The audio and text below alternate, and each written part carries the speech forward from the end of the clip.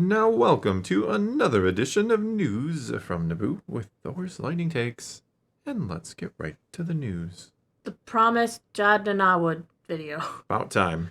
Yes, this is kind of a combination of a couple different interviews with Ford and Watts talking about things, of course, from the season finale and the character of Jod, and I found things very interesting, so we're going to kind of cover some of that. All right, let's do it. First off, one thing that I thought was interesting that they asked is they talked about the acolyte. The scene where the lightsaber goes red. Oh, yeah, when Why Osha bleeds her crystal. But why didn't, Jod get a scene where he can make the lightsaber red? Why didn't it turn red? Why wasn't Isn't it this red? obvious? He's dark side. He's a bad guy. He's not a Sith. Neither is Osha, really. But do you want me to read the No, response, I was answering because I thought it was kind of obvious, but go ahead. The lightsaber turning red thing is a bit more specific. I think the way they did it in the Acolyte, the crystal was exposed because it's part of a ritual and stuff. We didn't want to get into that because he's not a Sith. And I was like, it checks out. Honestly, what I was most excited for with Force user aspect of Jod was that he was like a low level. He's not a powerful Jedi. Needs more XP to level up. Watt said, yeah, he wouldn't be able to change the color of it to anything. Yeah, exactly. Like, Anakin didn't change his color in Revenge of the Sith for crying out. It's not like it automatically happens. I think they were just trying to be dramatic with Osha. Not to mention, in Revenge of the Sith, they hadn't designed the whole bleeding crystal thing yet. That is a new canon thing, so. True. We used to have synthetic crystals and other fun stuff back in the day. Ford said he can do a few tiny things. I really like that few people online were like, you can tell by the way he's using his lightsaber that he's not really trained. I wonder if Jude would be insulted by that, but it was kind of the intention. They wanted him to look sloppy handling it. I thought so. I thought it was very intentional, especially that when he was kind of waving it around, like, oh, this is kind of cool. He kind of looked like a kid in a way. Like, oh my gosh, you would be their friends. I think you would get along great with Ford and Watts. It sounds like we would get along. There's a lot of these Star Wars writers and directors where I do the Them, so far, I'm like, okay, we could be friends. Watt says he's like a guy that took a couple of piano lessons when he was a kid so he can play that one song he learned. See, that's exactly how I see. Like, he picked it, he got like one lesson, and he just keeps doing it. That's it. Then they asked if there was a version of the story where Jod perhaps does cross the line and hurt one of the kids or their parents. Curious. Ford says, I don't think we seriously considered that he would do that, because so much of his character was that he's more of a con man and a liar and a bluffer than a violent murderer. Yeah, I agree with that. I mean he does kill Brutus and but he leaves think about it. He leaves a trail behind him and just changes his name all the time. Yeah. I mean, he had a bad run-in with Pocket. Yeah. Did he kill her? No. He just changed his name and moved on, hoping he'd never see her again. Same with Kim. Changed his name and moved on, didn't think he'd ever run into her again. He runs from his problems. Just lies and cheats and gets out of the way. Yeah, even the few he does kill, like Brutus and the other pirates, like they're trying to kind of kill him, basically. Like Brutus is trying to make him walk the plank, essentially. So you can see why he would kill Brutus and get his crew back. Yes. Watt says he's like a really, really bad good guy. Jude is able to play the role in a way where you feel his conflict the whole time. Whenever he's doing bad things, he's able to weave in this struggle. He doesn't want to have to be doing this, but you've given him no choice. He does that really well. He does. I think that was... You really could feel it, the conflictions. Especially in like episode 5 and episode 8, where he's kind of making that decision to take the kids hostage, and then in 8 where he's like, I could kill these kids, I could kill their parents and win, but I can't just bring myself to do it. Yeah, Ford even says that was the intention behind the last moment with him when he throws his gun away. He could shoot the kids. He knows that Wim can't block it with a lightsaber, and he's just like, I'm not going to kill them, I've lost. That would have been the worst ending ever, Austin. God starts shooting. Well, no, that I would, as someone who loves the Anakin youngling scene, as we joke about in memes and stuff, but I think that would have been so terrible if Jod started to shoot Wim, and Wim's like, block, block, block. Because he shouldn't have those skills at all. No. Next, they kind of asked about how dark things got with Jod in the last few episodes, that they were waiting to have a redemption arc and telling us about a guy who they assume would be a hero at the end, going, from villain to hero, because Star Wars does that.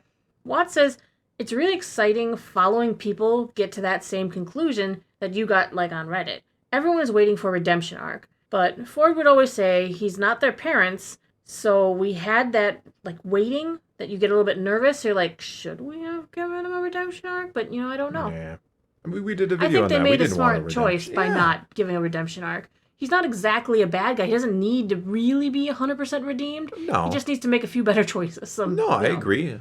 Like, a lot of people make bad choices. It doesn't mean they need to be redeemed for them. Now, I'm not saying he doesn't make some really bad choices, potentially, but yeah. Well, and Ford liked that they played with the character archetype. He said, we knew that the character archetype was part of Star Wars, and we wanted to play with it, especially the whole, is he a Jedi or not thing? Is he good or bad? And so our twist was this anti-twist, that he was exactly as he presented himself to be, seemingly. But honestly, it wouldn't have worked if it wasn't for Jude, because his performance and ability to play the character, he was just so invested in making Jod three-dimensional. So it wasn't just, I'm a villain, surprise! Even in his villainy, you can feel that it comes from a human place where he's lived this hard world and he's made the wrong decisions.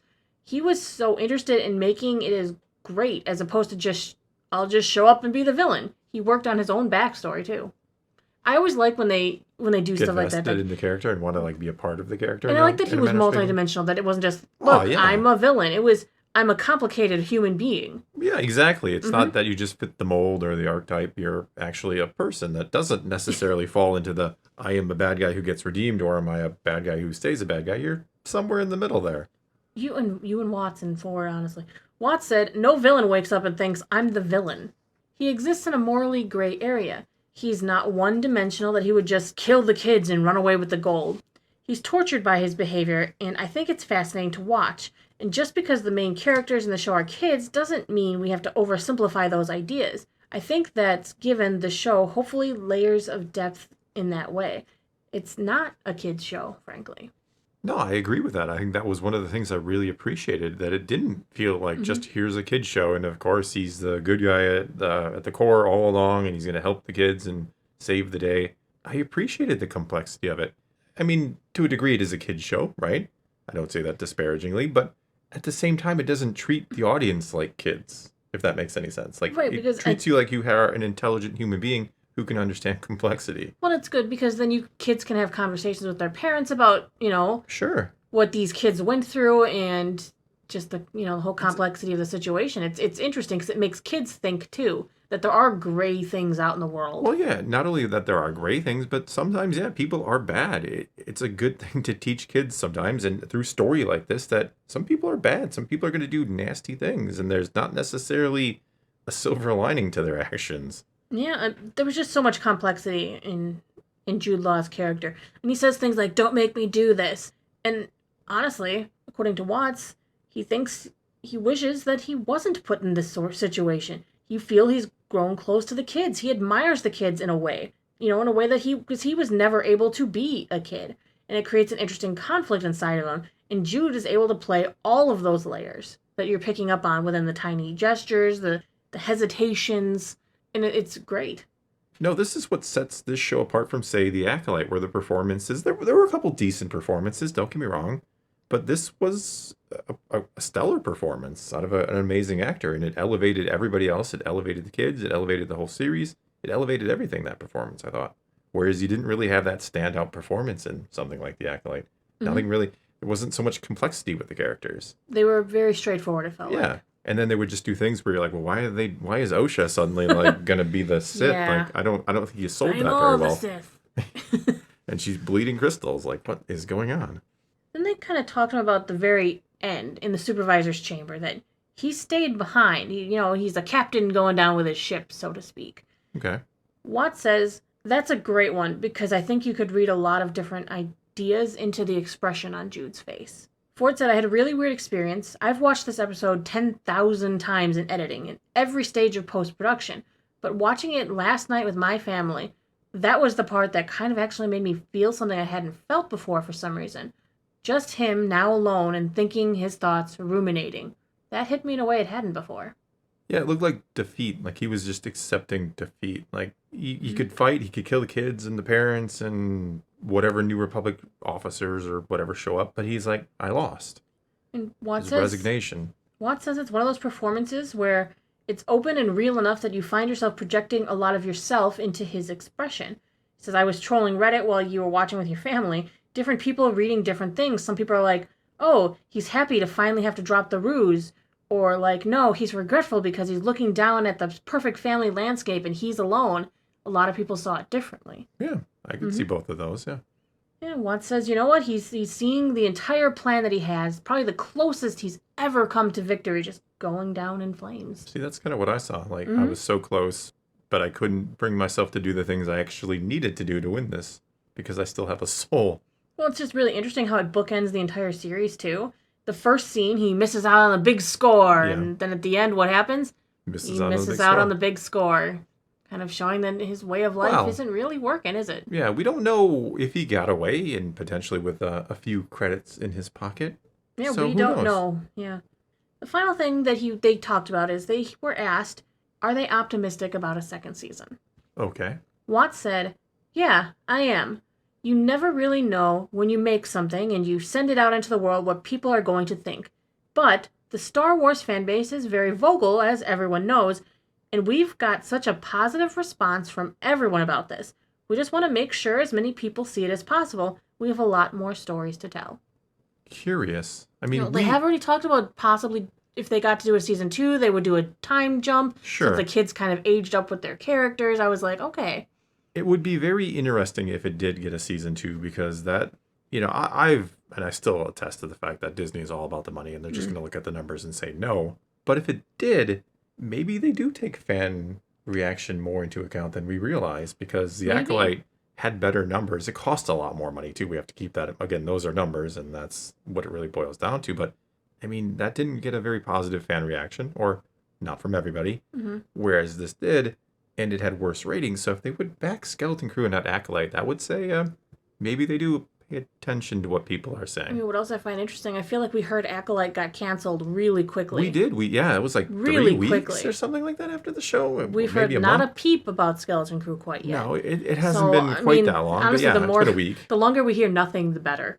Because that means it's still on the table. It's still a discussion point. Yeah, I think as long as you hear nothing, that is the most positive sign we could have. Because you hear when it's a cancel.